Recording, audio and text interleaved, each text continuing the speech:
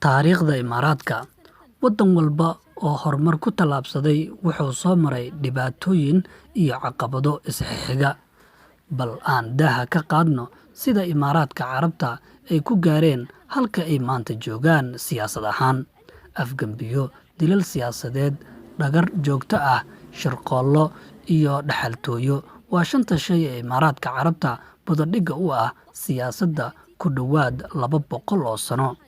Sheekadan waxay soo bilaabatay xilligii Diyaaba binu Ciisa, waa xaakimkii ugu horreeyey ee Imaaraadka Carabta, waxaana gacantiisa ku dilay wiil ay adeer ahaayeen, waxaana la oran jiray Hazaac binu Saayid sanadkii 1793, kaas oo bedelay Shaqbuud binu Diyaaba, isagoona xukunka hayay sanadkii 1793 ilaa 1816 ilaa uu ka afgambiyey wiilkiisii Maxamed Cali. Maxamed binu Shaqbuud ayaa xukunka hayay ku dhowaad 2 sano, hase ahaatee waxaa afgambiyey walaalkiisa Daxnuun binu Shaqbuud sanadku markuu ahaa 1818.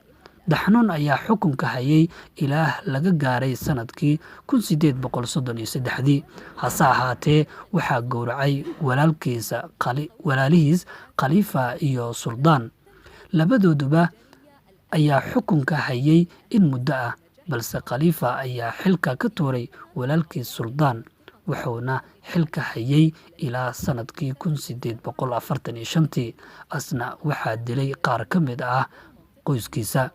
Arrintu markaan waxay u soo wareegtay Saciid binu Daxnuun, wuxuuna talada hayay ilaa sanadkii 1855 ka hor intuusan awoodda ka casilin Zaayid binu Khalifa, isagoona maamulka hayay ilaa uu ka dhintay sanadkii 1909, waxaana halkaas ka bilowday hardan u dhaxeeyey qaar ka mid ah caruurtiisa.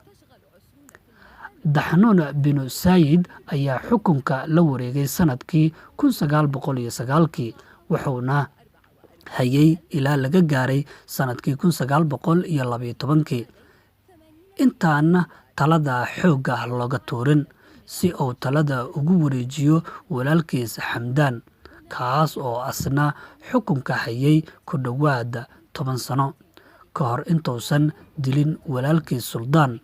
Suldaan ayaa xukunka qabtay isagoo bedelay walaalkiis, wuxuuna talada hayay ilaa sanadkii 1926, isagana wuxuu sababsaday walaalkiisa Saqar, hase yeeshee wax badan xukunka muusan haynin.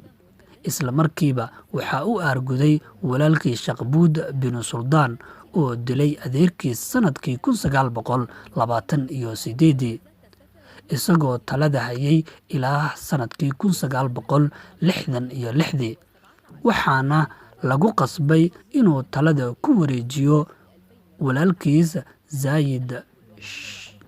Sheekh Zaayid ayaa talada hayay laga bilaabo sanadkii 1966 ilaa 2004, waxaana ka dhaxlay wiilkiisa Khalifa bin Zaayid, waana xaakimka rasmiga ah ee ilaa hadda.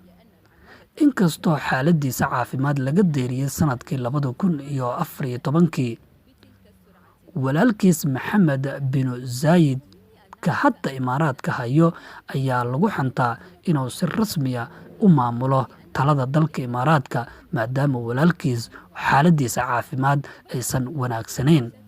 Maxamed binu Zaayid ka hadda xilka talada Imaaraadka hayo ayaa lagu eedeeyey in uu ka dambeeyey dilalka walaalihiis Axmed iyo Naasir.